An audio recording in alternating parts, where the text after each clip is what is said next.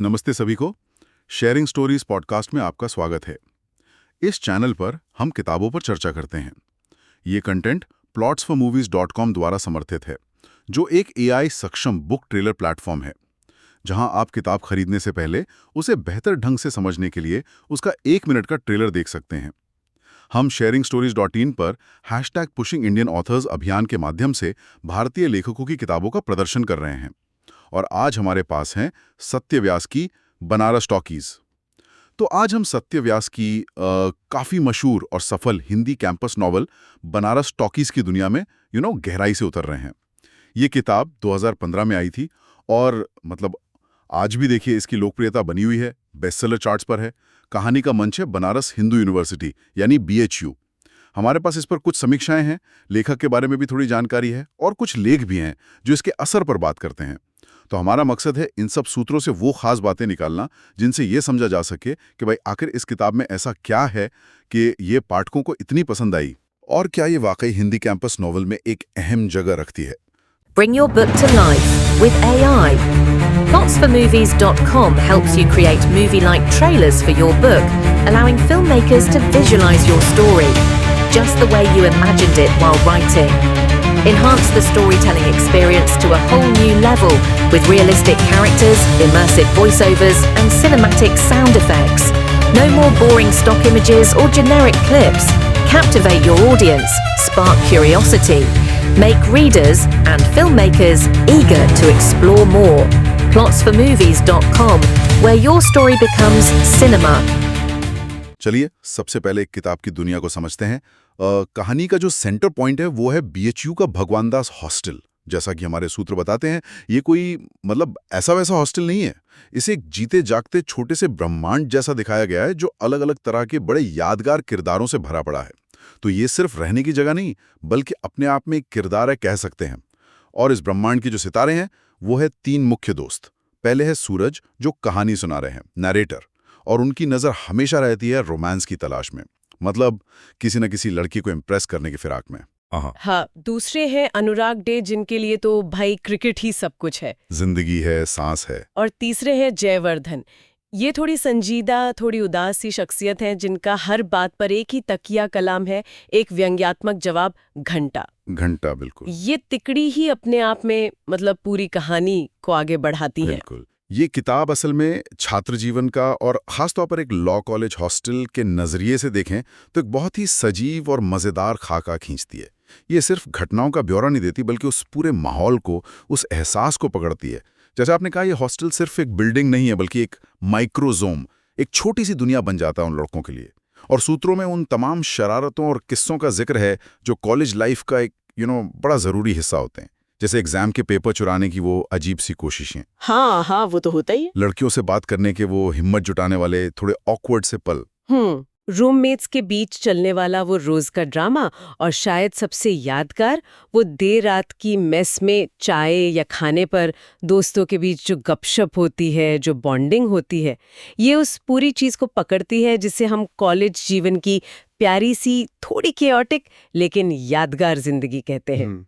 इसे अक्सर slice of life कहानी कहा जाता है। अच्छा। इसका मतलब है ऐसी कहानी जो किसी बहुत बड़े नाटकीय मोड़ या हीरोइज्म पर फोकस करने के बजाय रोजमर्रा की जिंदगी के छोटे छोटे, सच्चे और अक्सर मजेदार पलों को दिखाती है। इसमें आम बोलचाल की भाषा है, वो खास बनारसी अंदाज है, और जवानी के दिनों की वो मीठी सी यादें, नॉस्टैल्जिया, वो कूट कूट कर भरी हैं। ये कॉलेज की उन रस्मों रिवाजों और सबसे बढ़कर दोस्ती का जश्न मनाती है।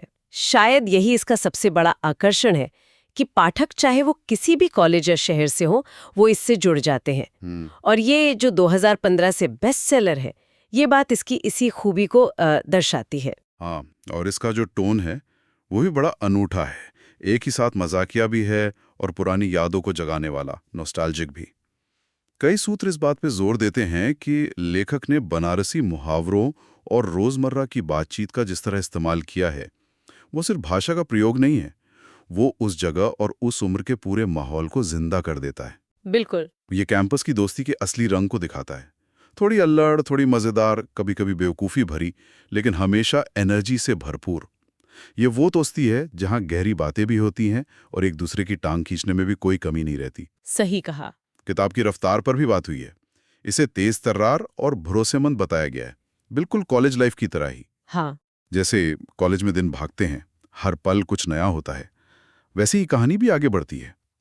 इसमें अचानक मोड़ आते हैं, इमोशनल उतार चढ़ाव हैं। कभी किरदारों के साथ हम हंसते हैं, कभी उनकी शर्मिंदगी महसूस करते हैं। एक समीक्षा में एक पाठक का अनुभव था कि इसे पढ़कर वो सचमुच अपने कॉलेज के दिनों में पहुंच गए। वो गलियारे, वो दोस्त, वो बातें सब याद आ गईं। जी। ये नोस्टाल्जिया का पहलू इसमें बहुत शक्तिशाली है। और पाठकों के साथ इसका इतना गहरा कनेक्शन बनने की एक अहम वजह ये भी है कि ये फर्स्ट ईयर के लॉ स्टूडेंट्स की उस खास दुनिया और उनकी मानसिकता को बड़ी बारीकी से पकड़ती है। रैगिंग के खट्टे मीठे अनुभवों से लेकर पहले क्रश की घबराहट और उत्साह तक सब कुछ इसमें शामिल है। सूत्रों के अनुसार इसमें हास्य और भावनाओं का संतुलन कमाल का है। कहानी हल्की फुल्की रहती है, मतलब गंभीर मुद्दों का बोझ नहीं डालती, लेकिन फिर भी किरदारों के सुख दुख से पाठक को भावनात्मक रूप से जोड़ लेती है। यही संतुलन इसे खास बनाता है। ये वाकई ऐसा महसूस कराती है जैसे अपने कॉलेज के दिनों से आया कोई पुराना, थोड़ा मुड़ा तोड़ा सा पोस्ट कार्ड हो। हाँ, सही कहा। जाना पहचाना, बिना किसी लाग लपेट के और दिल को छू लेने वाला। ये कमिंग ऑफ एज यानी किशोरावस्था से युवावस्था में कदम रखने की कहानी के पहलू को भी बहुत स्वाभाविक ढंग से दिखाती है। एक समीक्षा में तो इसकी प्रवाहपूर्ण भाषा, मस्ती, अल्हड़पन, प्यार और थोड़े से रहस्य रोमांच के मिश्रण की खास तौर पर तारीफ की गई है, जो इसे बहुत पठनीय बनाता है। और ये जो माहौल और भाषा की बात हुई, ये असल में किरदारों के जरिए ही तो जिंदा होती है ना? बिल्कुल। सूरज, अनुराग और जयवर्धन, ये तिकड़ी ही तो कहानी की जान है। सूरज का हर चीज में रोमांस ढूंढना, अनुराग का क्रिकेट के प्रति वो जुनून, और जयवर्धन का दुनिया को लेकर वो थोड़ा कड़वा लेकिन मजेदार नजरिया, जिसे वो घंटा कहकर व्यक्त करता है। हाँ, वो घंटा। जयवर्धन का वो तकिया कलाम घंटा अपने आप में दिलचस्प है। सूत्र बताते हैं कि ये सिर्फ एक शब्द नहीं है, ये उस खास छात्र संस्कृति का प्रतीक है जहां इस एक शब्द से कई तरह की भावनाएं, असहमति, निराशा, मजाक उड़ाना या बस किसी बात को सिरे से खारिज कर देना जाहिर की जाती हैं। हाँ, बिल्कुल। ये उस बेबाकपन को दिखाता है जो शायद कॉलेज के दिनों में ज्यादा होता है। सही कहा। और इन किरदारों के बीच की बातचीत, उनकी नोक-झोंक, उनका एक दूसरे को समझना या न समझना, यही सब मिलकर हास्य और अपनेपन का वो एहसास पैदा करते हैं जिससे पाठक जुड़ता है। स्थानीय बोली और रोजमर्रा की भाषा का इस्तेमाल, जैसा एक समीक्षा में कहा गया है, व्यावहारिक स्तर पर बोली जाने वाली बोली, इसे जबरदस्त प्रामाणिकता देता है। ये भाषा किताबी नहीं लगती, असली लगती है, जैसे हम आप बात करते हैं। इसी संदर्भ में एक और दिलचस्प बात जो समीक्षाओं में उभर कर आती है, वो है भाषा में बेबाकी। एक समीक्षा में तो यहाँ तक कहा गया है कि लेखक ने जरूरत पड़ने पर गालियों का भी इतना स्वाभाविक और असरदार प्रयोग किया है कि वो बनावटी नहीं लगता, बल्कि उस माहौल का हिस्सा लगता है। अच्छा। जी, ये दिखाता है कि लेखक असलियत के कितने करीब जाने की कोशिश कर रहे हैं, और शायद हिंदी कैंपस नॉवल के लिए ये उस समय एक नई बात थी। और किरदारों की बात करते हुए एक समीक्षा इस बात पर भी रोशनी डालती है कि कैसे ये भगवान दास हॉस्टल धीरे धीरे इन छात्रों के लिए एक परिवार जैसा बन जाता है। घर जैसा। हाँ, ये सिर्फ ईंट पत्थर की इमारत नहीं रहती, बल्कि एक ऐसी जगह बन जाती है जहाँ गहरे रिश्ते बनते हैं, जहाँ वे एक दूसरे का सहारा बनते हैं। भले ही वो दिन भर झगड़ते और मस्ती मजाक करते रहें, ये घर से दूर घर वाली भावना भी किताब की अपील का एक बड़ा हिस्सा है। बिल्कुल। अब जरा लेखक सत्यव्यास पर भी बात कर लेते हैं।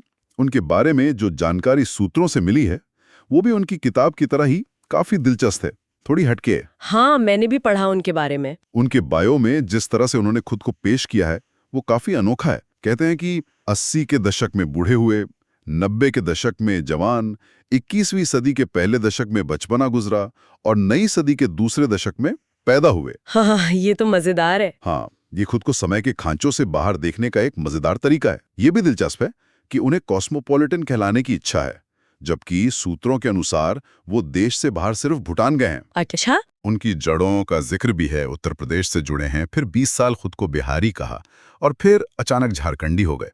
ये पहचानों का बदलना शायद उनके किरदारों की बहुस्तरीयता में भी झलकता हो सकता है। और ये कि वो खुद को अंतर्मुखी बताते हैं, इसलिए फोन की जगह ईमेल पर ज्यादा आसानी से मिलते हैं।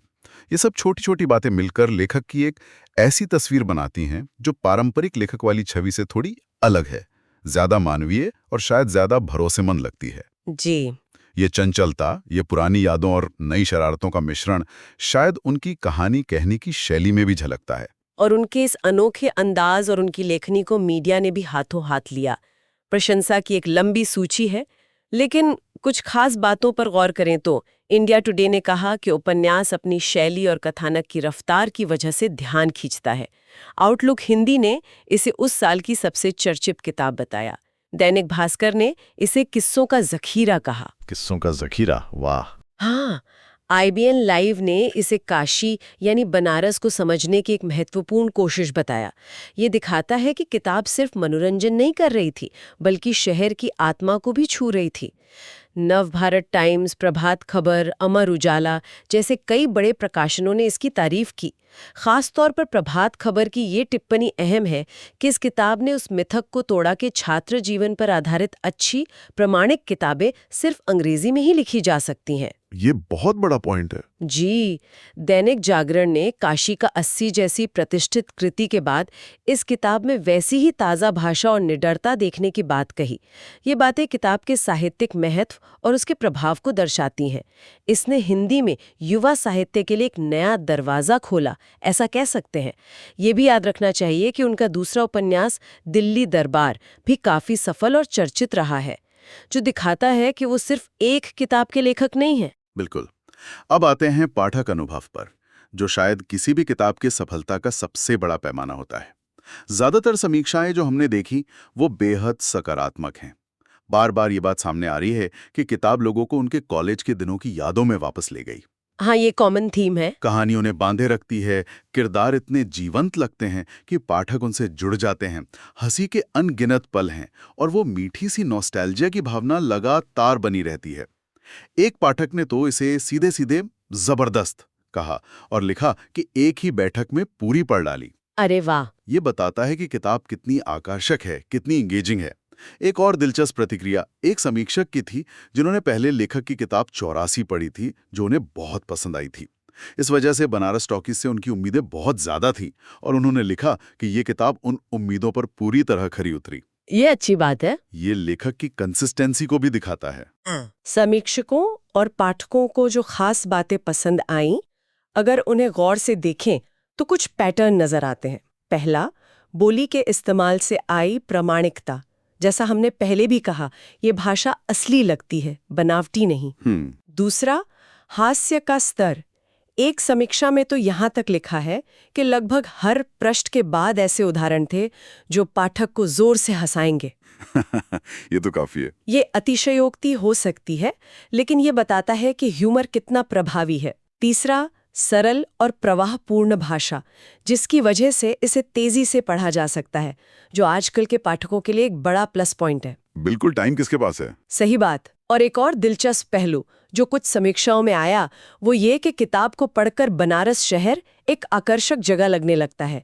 वहां घूमने जाने की इच्छा होती है। हाँ, टूरिज्म को भी बढ़ावा मिला होगा। हाँ, एक समीक्षा में एक छोटी सी आलोचना का भी जिक्र है कि कहानी बीच में शायद थोड़ी धीमी हो जाती है और कुछ पाठकों को ये थोड़ी छोटी लग सकती है। अच्छा।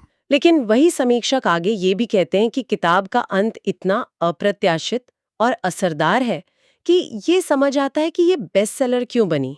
कुल मिलाकर सूत्रों के आधार पर इसे उन लोगों के लिए एक बेहतरीन सिफारिश माना गया है जो कुछ नया, ताज़ा और हल्का फुल्का पढ़ना चाहते हैं या जो हिंदी साहित्य पढ़ना शुरू कर रहे हैं।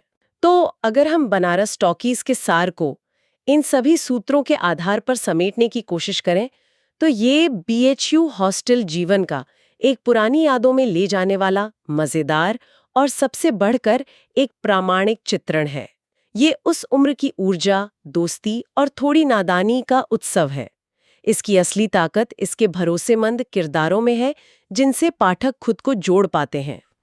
स्थानीय रंगत और स्वाद से भरपूर। बिल्कुल। इसके मजेदार संवादों में है और युवाओं की उस सार्वभौमिक अराजकता, मस्ती और भाईचारे को पकड़ने में है जो शायद हर किसी ने अपने छात्र जीवन में कहीं ना कहीं अनुभव किया है। बिल्कुल। और सत्यव्यास की सीधी, सरल लेकिन आकर्षक लेखन शैली ने इसे पाठकों के एक बड़े वर्ग तक पहुंचाया है। इसने न सिर्फ हिंदी समकालीन साहित्य में अपनी जगह बनाई, बल्कि जैसा कि मीडिया प्रशंसा से भी जाहिर होता है, इसने हिंदी में कैंपस नोवेल की एक नई और ताजगी भरी लहर लाने में भी अहम भूमिका निभाई। बिल्कुल। इस पूरी चर्चा के बाद और इन सभी सूत्रों को देखने के बाद एक सवाल मन में आता है, जो शायद कई पाठकों के मन में भी किताब पढ़ते हुए या हमारी ये बातें सुनते हुए आया होगा। क्या सवाल? कॉलेज के दिनों की वो दोस्ती, वो शरारतें, वो छोटी छोटी बातें, आखिर वो इतनी यादगार क्यों बन जाती हैं? सोचने वाली बात है। क्या ये सिर्फ गुजरे वक्त का नॉस्टैल्जिया है, या उन अनुभवों में वाकई कुछ ऐसा होता है जो हमारे व्यक्तित्व को, हमारे बाद के जीवन को एक खास तरीके से आकार देता है? ये सोचने वाली बात है कि उस उम्र की बेफिक्री और रिश्तों की वो गहराई हमें बाद में क्यों इतनी शिद्दत से याद आती है। सही। तो ये थी हमारी आज की चर्चा बनारस टॉकीज पर, उन तमाम सूत्रों के आधार पर जो हमारे पास थे। उम्मीद है आपको ये विश्लेषण पसंद आया होगा। शेयरिंग स्टोरीज पॉडकास्ट को सुनने के लिए धन्यवाद। अगर आपको हमारा काम पसंद आता है तो कृपया चैनल को सब्सक्राइब करने और समर्थन करने पर विचार करें। और अगर आप बनारस टॉकीज को खुद अनुभव करना चाहते हैं और जानना चाहते हैं कि सूरज, अनुराग और जयवर्धन की कहानी में क्या होता है, तो इसे खरीदने का लिंक डिस्क्रिप्शन में दिया गया है। जरूर पढ़ें। और हाँ, कमेंट्स में हमें जरूर बताएं कि भारतीय लेखकों द्वारा लिखी गई आपकी पसंदीदा किताब कौन सी है। हमें आपके जवाबों का इंतजार रहेगा। अगली बार फिर मिलेंगे कुछ नए सूत्रों और एक नई कहानी के साथ। नमस्ते। नमस्ते।